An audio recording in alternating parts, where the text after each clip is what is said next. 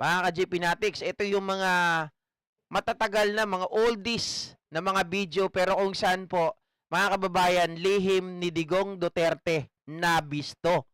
Nako po, GP, ano yung nabisto sa video ni Digong? Mga kababayan, nanghingi po ng tulong doon sa sinasabi niyang weak leader daw kuno. Ano ba ang hiningi ng tulong ng loko-loko na to? Mga kababayan, eto po, panoorin natin.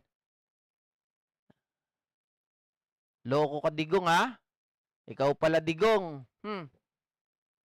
Hindi ko kaya itong corruption. Kasi baskin saang, if there's a table, if there's a single chair there, meron talaga. Sabi niya, hindi raw niya kaya yung corruption. So, ibig sabihin, mga kababayan, etong taong to, walang remedyo, walang paraan. He's a weak, di ba?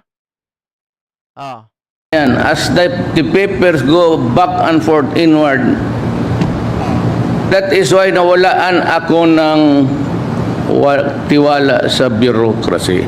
Even if you give me 20 years, I cannot do it. Ayun, sabi niyang ganon. Mga kababayan, yung corruption daw ay hindi niya talaga kaya. Diba? Kahit bigyan mo daw siya ng 20 years, wala na, hindi naabot yung 20 years na yun sa'yo, Digong. Ha? Hindi na mangyayari yun.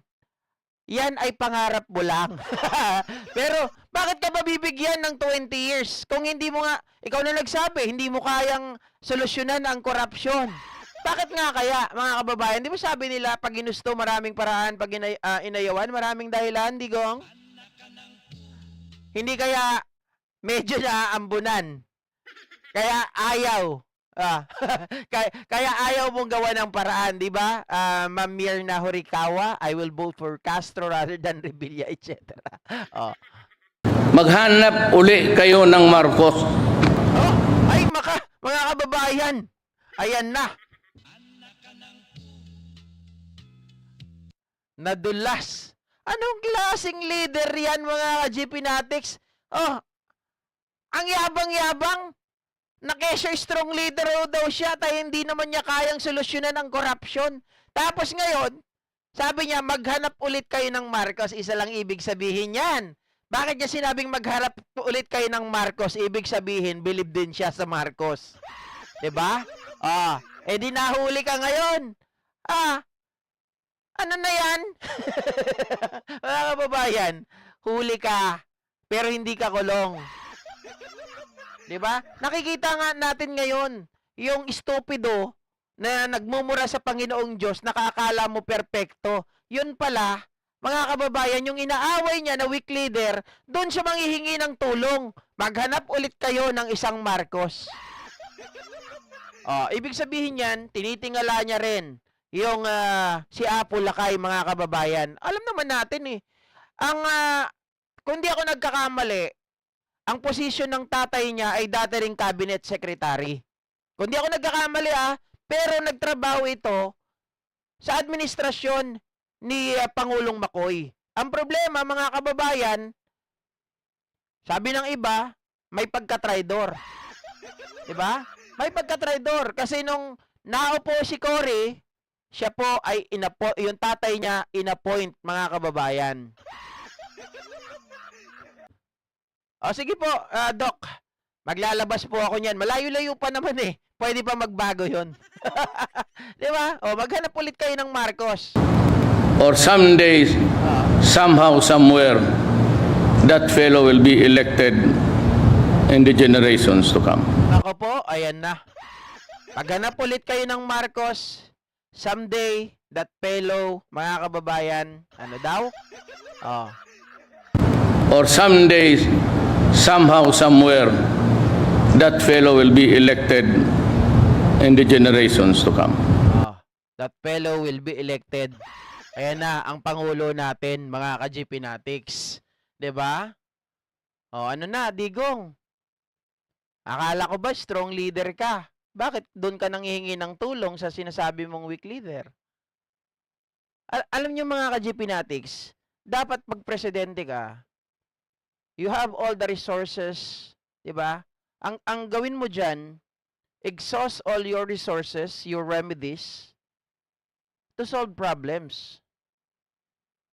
Kasi kung hindi mo kayang hawakan ng isang bagay, huwag ka nang tumakbo. 'Di ba? Bilang isang pangulo. Ako, mga kababayan, takot ako sa responsibility. Oo, totoo 'yan. When I was in high school, elementary, mga kababayan, kahit nung nag-college ako, ayaw ko na maging presidente ng eskwelahan. Ayaw ko maging presidente ng klase namin. Bakit? Takot ako sa responsibilidad eh. Okay sa akin, yung ako po, mga kababayan, maging mabuting tagasunod. 'Di ba? At kumbaga yung leader namin, sabi nga nila, kung kaya mong kung gusto mo maging magaling na leader, eh dapat magaling ka ring follower. Pero ayaw ko pong maging leader. Mga kababayan, ayaw ko maging bida-bida. 'Di ba? Ang gusto ko, shadow lang ako. Bakit naman shadow, GP?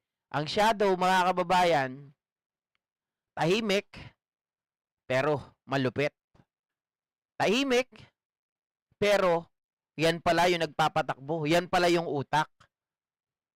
Yung maingay, kagaya ni Rodrigo Roa Duterte, parang lata lang yan. 'Di ba? Puro promise. Walang nagawa. Puro utang lang ang ginawa dito. Patayan dito, patayan doon, pagyayabang, pagmumura. Yan lang ang ginagawa ni Digong. Sabi ni Lulu, pang muse lang. Ay, oo naman. Agree ako dyan. Pang muse ka talaga, Lulu. Di ba? Sabi ni Erna Sigua, kung walang kakalampag niyan, tulog na yan. Kailangan mag-ingay. Di ba? Mga kababayan, sino bang matutulog? Kakalampag? Sino kakalampagin nyo? Oy, si Ma'am Gina 31, muse na lang din daw siya. Pag-aaway pa kayo ni Lulu. Moises Bistoyong, paano niya kasi mapatigil ang korupsyon? Hindi niya kaya unahin, unahin niya kasi muna sarili niya kung siya ang presidente ulit. Tama. 'Di ba? Yung pwesto kasi ang gusto nila. Paano? Tama po kayo ha. Ito bibigyan ko lang ng konteksto. Paano mo mabibigyan ng solusyon ang isang bagay? Short-minded ka. Bakit? When he was in Congress, isa lang ata yung batas na naipasa ni Rodrigo Roa Duterte. Ano yung batas na yon? Yung batas na yon, mga kababayan, ay gawing holiday. Gawing holiday po yung basta may isang petsa na gawing holiday daw iyon sa Davao. Na kung saan no need para gawing yun gawing batas. No need na tawag dito. Yun, no need na gawing batas kasi yung local yung LGU, pwede naman sila mag-declare, mga kababayan, na gawin nilang holiday yung lugar, yung petsa na yon, yung particular na petsa na yon. At isa pa, during his stint, ang ginagawa lang ni Rodrigo Roa Duterte, tamad. 'Di ba? Papasok, mga kababayan, pag nakapag-in na, ang gagawin niya, pupunta sa kantin, kakain, tapos manonood ng TV. Kapag sinara na siya ng TV, dahil wala nang palabas, aalis. Pupunta raw yan doon sa SM North, mga kababayan, sa Trinoma, manonood ng sine. Yan ang gawain ni Digong. Parang yung anak niya, si Baste, alam nyo ba? Hindi rin yung nagpapapasok.